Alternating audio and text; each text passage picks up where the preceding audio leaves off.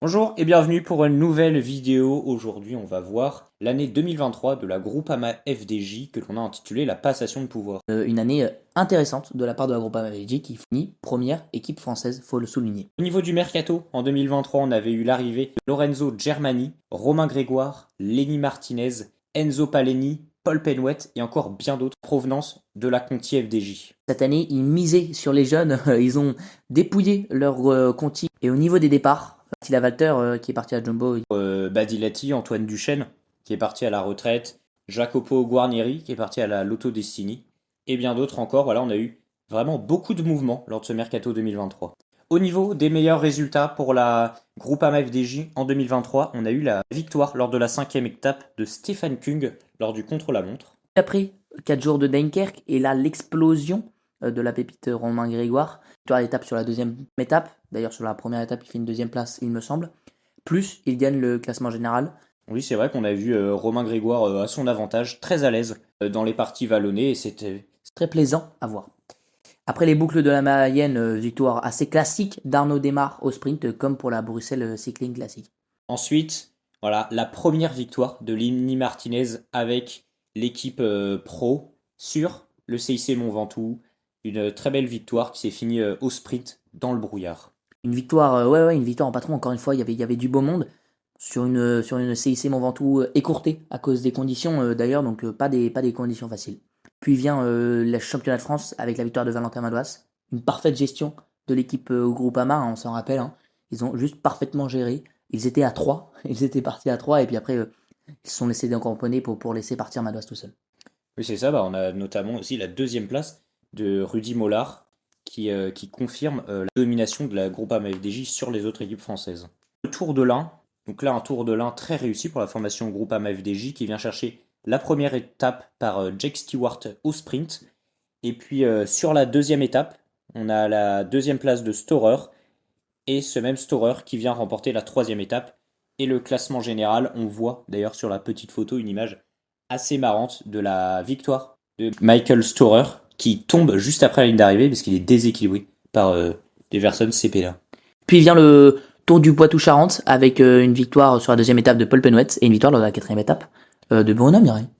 Voilà, donc de beaux résultats, franchement, pour la Groupama FDJ. Puis vient la saison World Tour. On n'a eu qu'une seule victoire sur un World Tour, mais de très très très belles places. Et oui, effectivement, on a commencé l'année sur les chapeaux de roue. L'Estrade Bianchi avec la deuxième place de Valentin Madouas et la belle 8e place du jeune Romain Grégoire. Puis vient Paris-Nice avec beaucoup d'attentes, car il y avait les fantastiques, il y avait Pogacar, Vingegaard qui ont pensé largement dominer et Gaudu. Et pourtant, Gaudu a montré de très très belles choses. Souvent le seul à suivre lorsque Pogacar attaquait. Il vient chercher 3 podiums sur 3 étapes et il fait deuxième du classement général. Voilà, on se rappelle notamment de sa belle deuxième place en haut du col de la Couillole lorsqu'il avait attaqué à plusieurs reprises Tadej Pogacar, mais qui, voilà, sur les derniers 500 mètres, avait lâché Vingegaard et Gaudu pour aller s'imposer en solitaire. Puis vient l'Itzulia Basque Country, moins peut-être réussi de la part de David Gaudu malgré sa troisième place sur la deuxième étape. Il va faire que 4e au classement général. Voilà, un Tour du Pays Basque largement dominé par le Danois Jonas Vingegaard.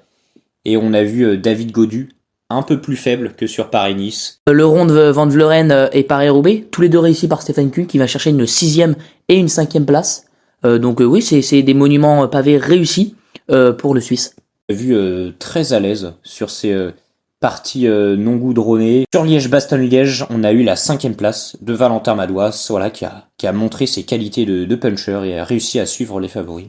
Il était en forme dès que ça monte. Il l'a d'ailleurs montré après sur la Bretagne classique avec sa victoire d'étape. Et là, une gestion parfaite de la part de la Groupama avec Stefan Kuhn qui s'est sacrifié pour lui et qui va chercher d'ailleurs Stefan Kuhn une 4e place sur cette Bretagne classique. Et puis le Grand Prix de Montréal avec une 4e place de Valentin Madouas. On l'a vu à chaque fois dans les bons coups. Mais ça n'a pas marché. Il était face à plus fort. Et puis la saison des grands tours avec le Giro. Le Giro, où on a vu Thibaut Pinot aligné en leader de cette formation de la Groupama FDJ et de très belles performances. Donc on a commencé à voir les coureurs de la Groupama FDJ à partir de l'étape 9 sur le contre-la-montre où Stefan Kung et Bruno Armirail se sont suivis. Le Suisse a suivi le Français sur les chronos en améliorant à chaque fois les temps. Voilà, on les a vus très performants sur le chrono. Ouais, ils vont chercher une très belle 4e, une 5e place. Puis vient Thibaut Pinot qui a fait un Giro très offensif. On l'a vu de nombreuses fois dans les échappées. Et malheureusement, 2 fois lors de l'étape 13 et l'étape 18, il est passé à rien de venir s'imposer. Peut-être beaucoup de pression. On peut facilement l'imaginer. Il faisait des erreurs. Mais au final, une 5e place au classement général et un maillot bleu avec un contre-la-montre quand même très réussi. Ouais, c'est ça, un contre-la-montre à l'image de son classement qui a réussi à prouver qu'il était toujours dans la cour des grands. Et oui, il a gagné d'ailleurs son ticket pour le Tour de France. On peut quand même noter le port du maillot rose pendant 2 jours avec Bruno Mirail. Exactement. Et maintenant, passons au Tour de France, un tour bien plus laborieux pour la formation de Marc Madiot qui ne repart qu'avec une 9e place au classement général. Ouais, c'était décevant. David Gaudu n'a pas tenu le rythme infernal. Une 9e place, c'est quand même très très décevant pour celui qui faisait 4e l'année dernière et qui annonçait clairement un objectif de podium cette année.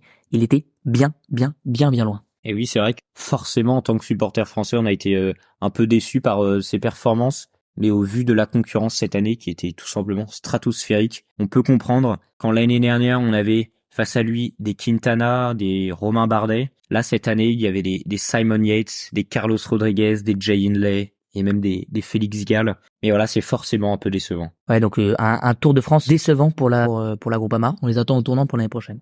Maintenant, la Vuelta à Espagne. Le Tour d'Espagne, qui a commencé par une 5e place lors du contre-la-montre par équipe. Ensuite, une 2e place sur l'étape 6 de Lenny Martinez. Ouais, Lenny Martinez qui était face à plus fort avec Stepkus qui était devant, mais qui a quand même réussi à chipper le maillot rouge dans cette étape. Et oui, juste après, du coup, pendant 2 jours, on a vu Lenny Martinez en rouge, la jeune pépite française porter le maillot de la Vuelta. Je crois que c'est le 2e plus jeune coureur à porter le maillot rouge de ce Tour d'Espagne. Ouais, donc c'était d'abord un premier baptême réussi pour Martinez, puis après Grégoire qui va chercher une deuxième place très intéressante sur l'étape 11, et après 2 bonnes places de Michael Storer sur les étapes 14 et 16. Voilà, on a vu Michael Storer un peu plus à son avantage sur les dernières étapes. Si on doit faire un condensé de ces 3 grands tours, on a les maillots de leader portés pendant 4 jours sur les 3, un maillot de la montagne, et juste une 5e place au classement général et une 9e place au classement général. C'est très décevant pour une équipe comme la Groupama SDG. C'est vrai que au vu des ambitions de l'équipe française,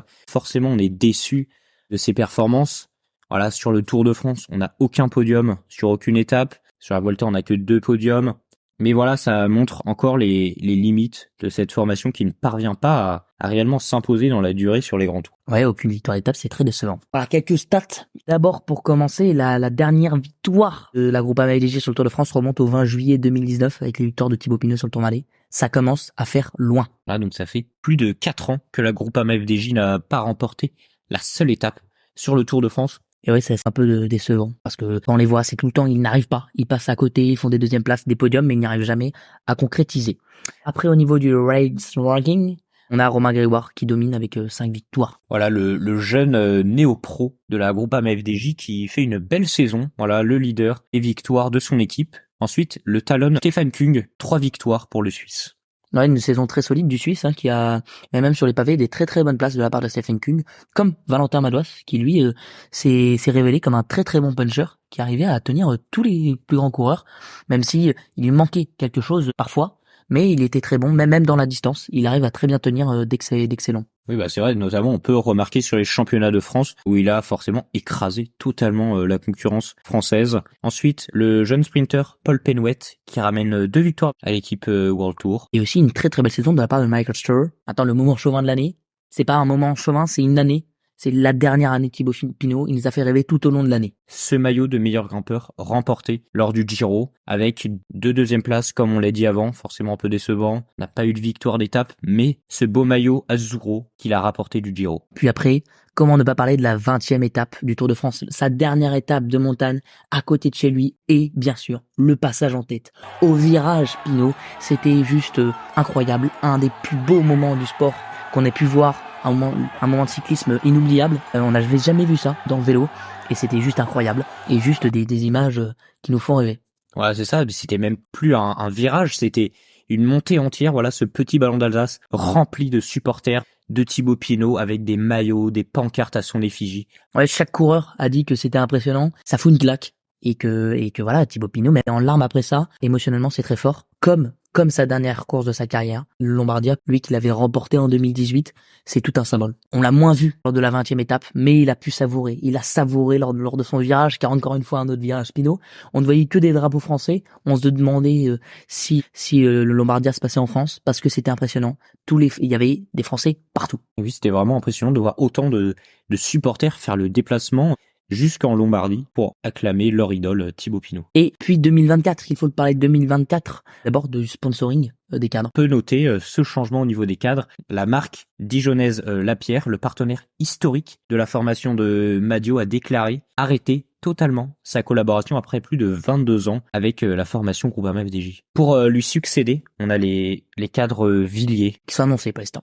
Au niveau des départs pour l'année 2024, on a Mathieu Ladanius et Thibaut Pinot qui partent à la retraite. Voilà. Le Thibaut Pinot après une année magnifique qui nous quitte. Ensuite, on a Miles Scottson, Jake Stewart, Michael Storer ou Brem Welten qui quittent la formation Groupama FDJ pour aller découvrir de nouvelles horizons. Et oui, donc on a quand même des très bons coureurs qui s'en vont et qui vont créer, c'est sûr, un vide dans cette équipe de la Groupama FDJ. Voilà, donc après on a des très belles arrivées quand même pour 2024 avec le retour en France de Cyril Barth qui avait été s'exiler en Espagne après la fermeture de la BNB Hotel. Ouais, c'est beau pour ce coureur qui a trouvé quand même une belle équipe pour se relancer.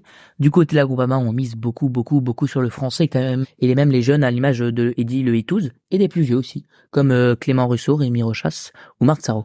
Et oui, on a aussi le vétéran Sven-Erik Byström et également le jeune sprinter anglais Matthew Walsh, voilà, un très jeune sprinter, très prometteur, qui évoluait l'année dernière du côté de la Boranzo. Ouais, on espère que ces coureurs vont réussir à performer et vont réussir à gagner. On a quelques petites questions, c'est notre instant de questions, on aime bien vous poser des petites questions et même en parler, donc voilà. Donc d'abord, pensez-vous que la stratégie de la Groupama FDJ qui est de miser sur des jeunes moins expérimentés est-elle une réussite ?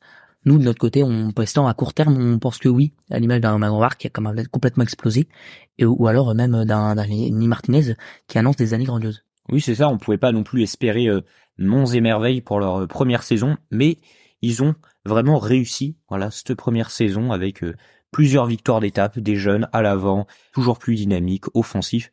Voilà, c'était très sympa à voir. Après, le problème qui se pose, c'est que sur des grandes courses, on les avait un peu manqué d'expérience, comme sur la Vuelta, où ils avaient des chances de briguer, ils ont un peu manqué d'expérience. Donc, espérons que l'année prochaine, ils réussissent à ranger l'expérience pour ne pas faire les mêmes erreurs. Et oui, on attend forcément des Romain Grégoire, des Lenny Martinez et tous leurs copains, voilà, qui performent encore plus l'année prochaine. Voilà, j'ai vraiment hâte de voir cette équipe évoluer en 2024. Oui, beaucoup d'attente pour la 2024. D'ailleurs, en parlant de la 2024, est-ce que vous pensez, vous, que la Groupama FDJ a les moyens de gagner une étape sur le Tour de France de l'année prochaine? Vous qui avez vu le parcours, est-ce que vous pensez qu'ils peuvent briller? Pour moi, personnellement, je pense que si une échappée va au bout et qu'ils sont en forme dedans, c'est possible. Un Valentin Madouas, sur une étape un peu vallonnée, un peu de fin, peut le faire. Pour moi, ça peut le faire avec un Valentin Madouas qui est quand même très expérimenté et qui montre de très très belles choses après cette année. Oui, ou peut-être un Lenny Martinez ou un Romain Grégoire qui, on imagine, pourrait découvrir le Tour de France l'année prochaine. C'est vrai que au niveau du classement général, des choses comme ça me paraît quand même compliqué qu'ils arrivent à se détacher des plus grands cadors. Mais en échappée, voilà, il y a toujours une opportunité. Et je pense que ils ont les moyens, avec les coureurs qu'ils ont aujourd'hui, et pour 2024 surtout, de remporter une étape sur la grande boucle l'année prochaine.